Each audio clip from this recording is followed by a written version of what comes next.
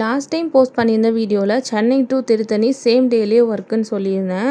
அதுக்கு அடுத்த நாள் என்ன ஒர்க் பண்ணியிருந்தேன் அப்படின்னு சொல்லி இந்த வீடியோவில் பார்க்கலாமா? நெக்ஸ்ட் டே நான் ஒர்க்குன்னு சொன்னேன் இல்லையா, அந்த ஒர்க்குக்கு தான் நம்ம போயிட்டுருக்கோம்.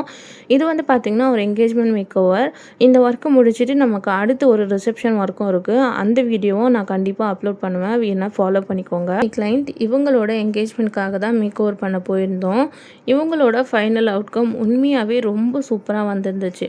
பட் ஆனால் பிரைடுக்கு வந்து ஏதோ ஒரு தயக்கம், எங்கே யாராவது மேக்கப் ரொம்ப நிறையா இருக்குன்னு சொல்லிடுவாங்களோ, ஓவர் டூவாக இருக்குன்னு சொல்லிடுவாங்களோ, நல்லா இல்லைன்னு சொல்லிடுவாங்களோன்ற பயம் அவங்க மனசில் இருந்துக்கிட்டே இருந்துச்சு.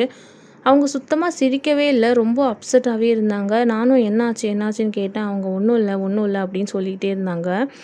ஏன்னா எங்கே பார்த்த உடனே யாராவது ஏதாவது சொல்லிடுவாங்களோ அப்படிங்கிற பயம் அவங்க மனசுக்குள்ளே ஓடிக்கிட்டே இருந்துச்சு.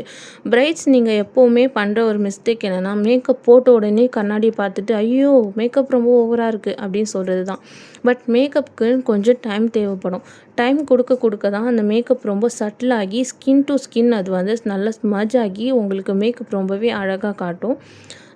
அவங்க வந்து ஸ்டேஜில் பூஜை பண்ணும்போது ஒரு வீடியோ எடுத்திருந்தேன். அந்த வீடியோ கிளிப்பை பாருங்கள். அவங்களோட ஃபேஸ் எவ்வளோ க்ளோவாக இருக்குன்னு, அவ்வளோ அழகாக இருந்தாங்க அவங்க.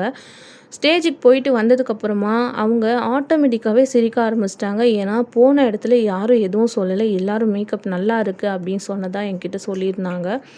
ஸோ இவங்களோட ஈவெண்ட்டை நல்லபடியாக முடிச்சு கொடுத்துட்டு நெக்ஸ்ட் ஈவெண்ட்டுக்கு நாங்கள் கிளம்பிட்டோம். ஃபஸ்ட் ஈவெண்ட்லேருந்து செகண்ட் ஈவெண்ட் எங்களுக்கு கிட்டத்தட்ட 52 கிலோமீட்டர்.